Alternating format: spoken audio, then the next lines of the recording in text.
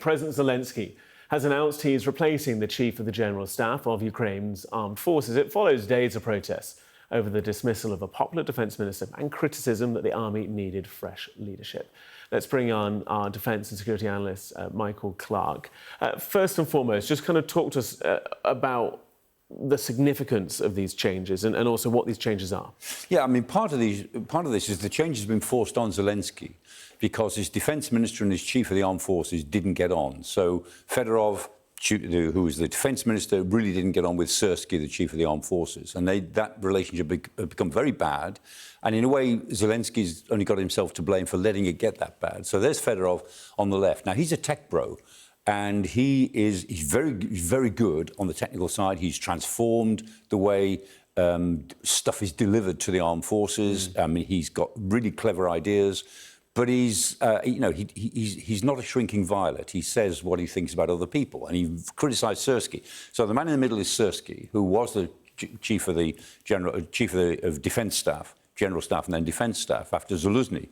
And Syrskyi is an old Soviet-trained general, but he's got his battle honours in Kharkiv, in the defence of Kiev, in launching the offensive into Kursk. He's very experienced, very loyal to Zelenskyy. But Fedorov and Syrskyi didn't get on at all. So, first of all, Fedorov was removed. That didn't, I mean, the protesters on the streets didn't like that, and they want Fedorov brought back in some way or other. But, I mean, his job has now been taken by Kamara, so that probably won't happen. Syrskyi has now been removed, and he's been replaced by the man on the right, who is Drapachi. And Drapachi is a young 42, 43-year-old general who he's got a pretty distinguished career as well, and Drapachi is much closer to Fedorov. So Drapachi is a bit like the new version, the new approach to war. So he thinks more about drones and robotics. He thinks about not throwing men to the front line with the same sort of determination that Syrskyi did. Whether you can conduct a war like that is not entirely clear, because you need to do both in reality.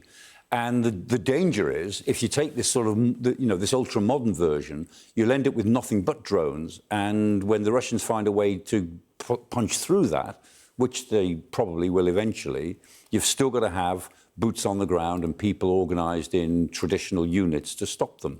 So that there's a big argument going on here about the way the war will be fought if they have to keep on fighting for another 1 or 2 years. Well, I can bring you live comments from Ukraine's top commander saying Zelenskyy has tasked the armed forces to step up counter-offensive actions, is the direct quote there. So with that task in mind and with this new guy in post, how will fighting shift? How will it change? What will it look like?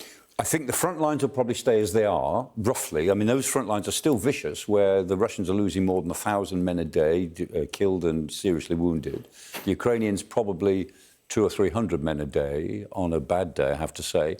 But those front lines from, say, Kupiansk in the north right through to certainly Zaporizhia, Kherson in the south, those front lines probably won't change all that much. But the war, as Zelenskyy has said, has now gone to an air war and a maritime war.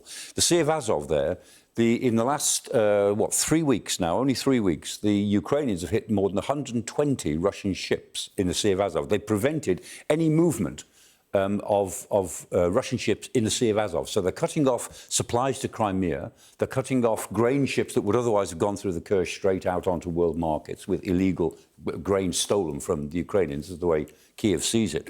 So they've had a victory there. And, of course, their air campaign is actually hurting the Russians in terms of hurting its refining of fuel. So they're creating petrol shortages throughout Russia. That will go on. So the Ukrainians have found a way of strategically squeezing the Russians while more or less holding them on the front line. The Ukrainians, I don't think, will make any gains on the front line. They won't break through.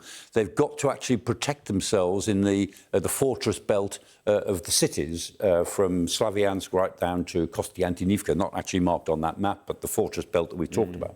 They've got to hold on to that. I think they probably will.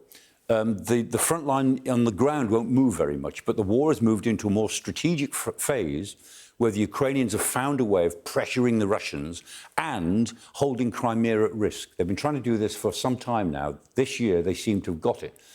Most of that has been created by the sort of things that Fedorov was able to initiate. So this new generation are having some effect, and people are out on the streets because they say, look, don't dismiss these people just when we're beginning to have some effect.